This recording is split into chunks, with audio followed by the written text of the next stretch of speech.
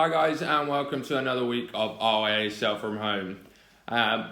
Finally back on the water now. Hopefully most of you are starting to get towards being able to get back to normal training and just some normal windsurfing, having fun out on the water. I know there's some people that lakes aren't open yet and things like that, so hopefully those will open up soon, and I'm sure that information will get to you as soon as possible. But great to see loads of people getting out at least at their coastal venues and having fun on the water, which is awesome. The great thing about these videos now is that they could be really useful just to have a quick look at before you go out on the water, maybe brush up on some of those technique points and have some clear goals in mind if you want to go out and do some training. Like I said, really important that we're getting out and just having fun for the time being. It's been a long time since we've been allowed to go windsurfing, so really want to push that fun element. But if you do decide that you want to go out and work on anything specific, then these videos can be really useful. This week we're going to be looking at downwind pumping, in particular downwind pumping in anything less than sort of 8 knots, so it'll be non-planing downwind pumping. It's pretty specific stuff to a techno this. It's not very often used on any other type of windsurfing kit, particularly now foiling is the Olympic class. You will see the RSX sailors do something very similar to this. And actually one of the videos we've got to use as an example is on an RSX. So yeah, this week will be on 2 types of pumping in particular. You've got scooping, which is used in anything from around sort of 6 or 7 to, like I say, 8 or 9 knots.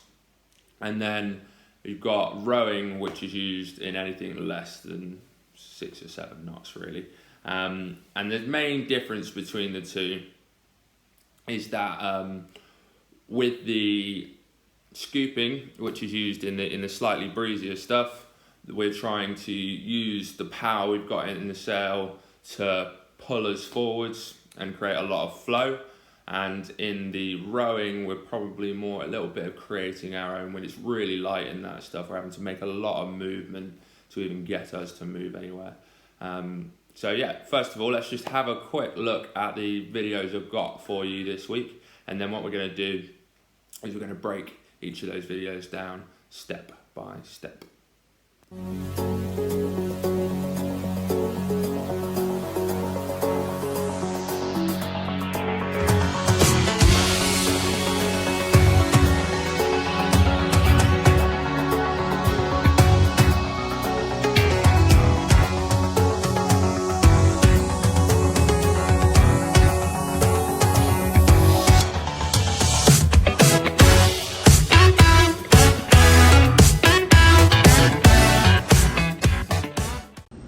Okay, so the first type of pumping we're going to look at is scooping. So the kind of winds you can expect to do this in is maybe 7 to 9 knots. In terms of what it will feel like on the water, you've got enough power in your rig to sail downwind comfortably, and yeah, when you start the pumping, you'll feel a lot of power in the sail. You're not planing, however, you're still in that displacement mode. And in terms of angle downwind, you'd expect to not be pointing dead downwind, somewhere in the middle there. Whereas in relation to rowing, which we do on either side, pointing much deeper and almost on a dead run at that point. Okay, so the reason I've started with this snapshot here is I just wanted to highlight something that I did highlight in the last video I did with, or one of the other videos with upwind pumping.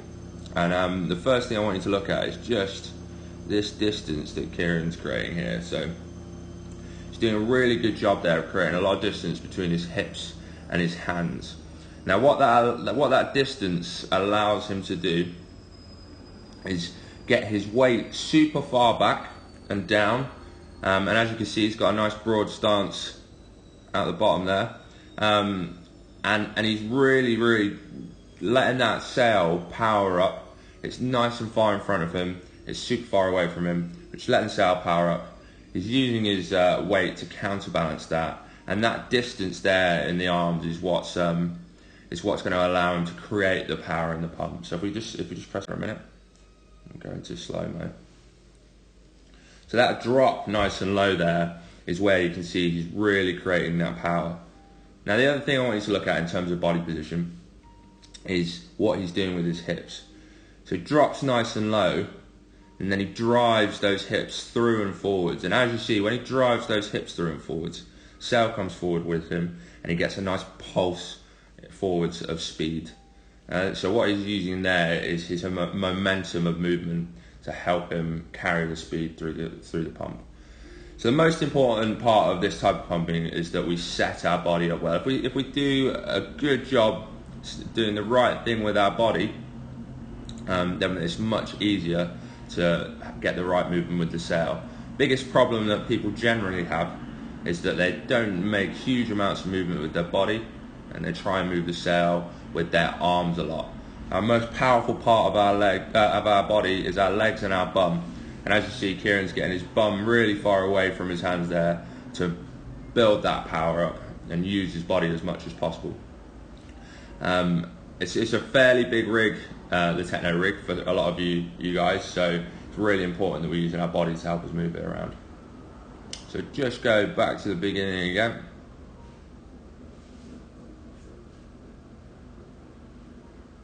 Okay, so next thing we're going to look at is the sail position.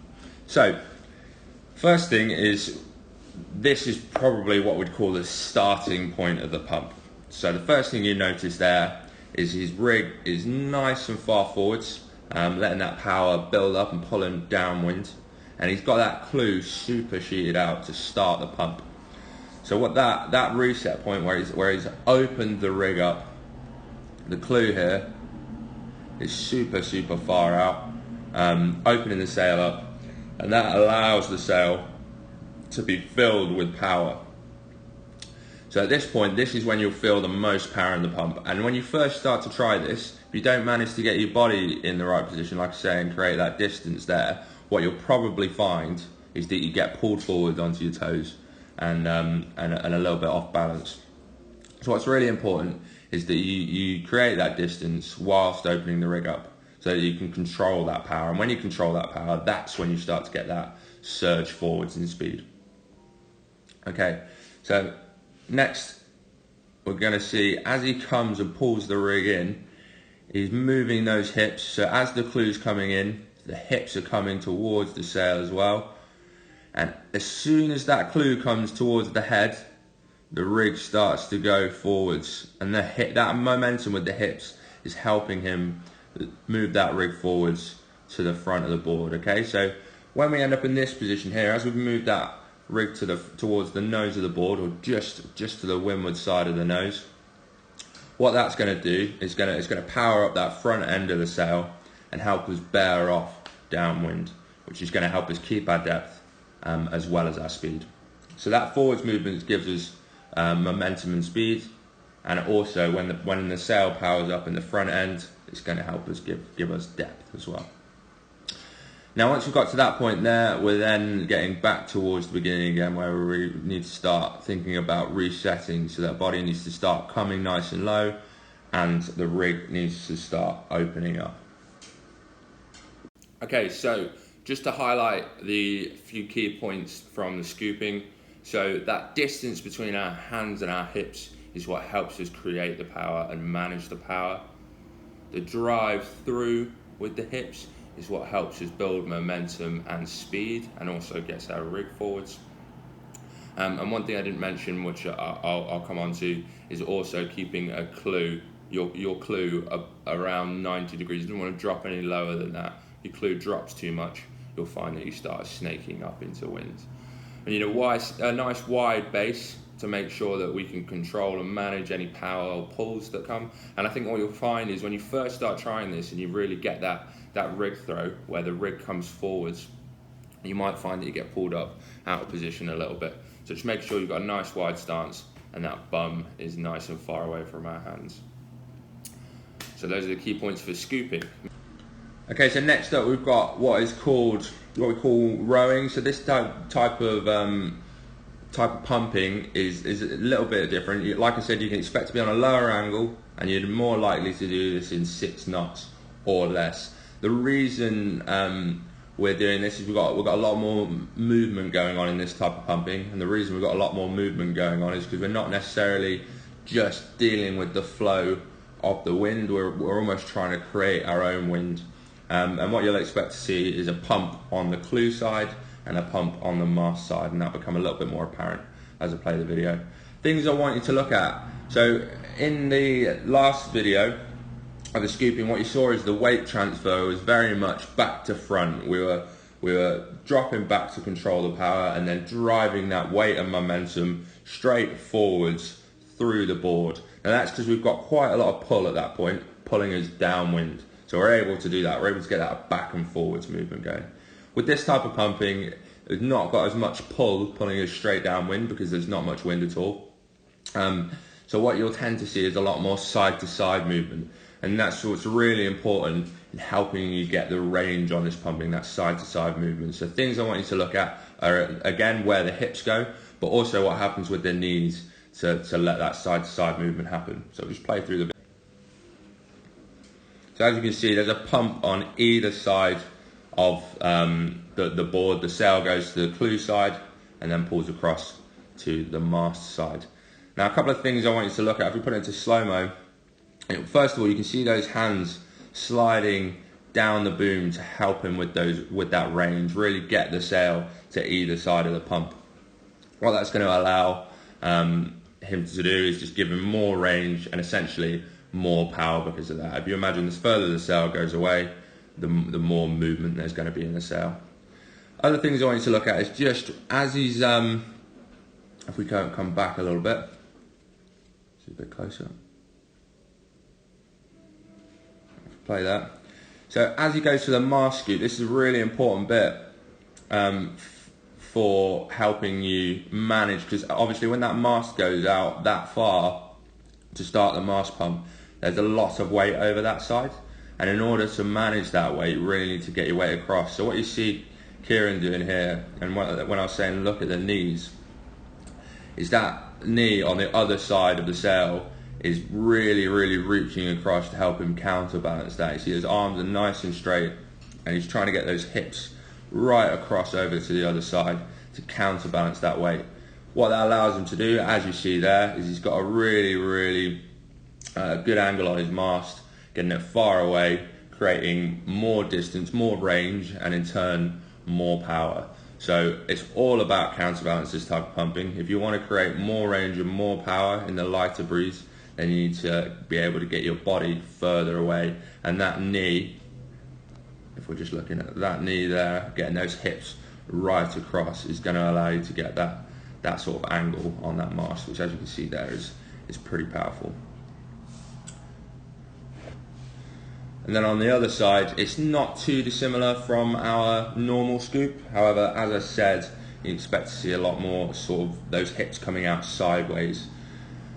Other things we want to look at, and this applies to both scooping and rowing, is that clew.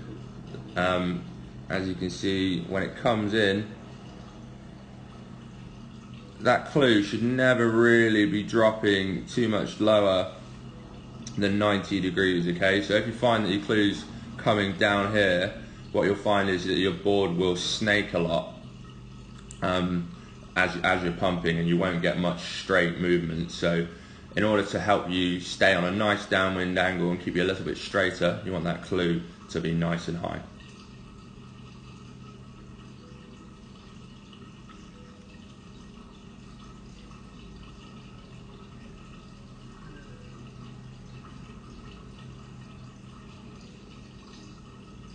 Okay, and finally, just to highlight those key points for rowing, when we're rowing, we're creating winds more so than trying to keep flow with the current wind. So like I said, this is in less than 6 knots probably. We want a nice big range. We want that sail to go to either side of the pump and create a big range. In order to do that, we need to use our hips and get them to help us counterbalance, so getting them right to the other side of the pump to enable us to counterbalance and put power into that. Again, we need to keep that clue nice and high to keep us tracking straight downwind. And other things we need again are that wide stance. Another thing you can expect to see in rowing is the hands sliding down the boom to help us with that. What I really want to stress with these videos, it's a bit of a pit stop tour on it, and I might not have covered every single one of the important points of the downwind pumping. So what you need to do is go back through the videos and work out the areas in which you think you need to work on specifically. But as I said at the beginning, if you start with that body position and make sure that you're doing the right things with your body, getting as low as you can, creating that distance and things like that, then you'll find the sail movements a lot easier to manage. The biggest problems I generally see people having are because they're not getting their body in the right position. So when you get out on the water and have a chance to practice this, make sure we're keeping everything nice and low, so that we can manage the weight of the sail and the power of the sail. And that would be my biggest tip and my biggest starting point, is that you get those body positions sorted, and then it'll become a lot easier to manage those sail positions. That's it from me again this week. I'll see you again next week, and I hope everyone's getting out on the water. A little challenge for you this week might maybe to go out and practice some of these downwind pumping techniques. If anyone has any questions or anything that they're struggling with, then just drop me a message. Thanks again, guys.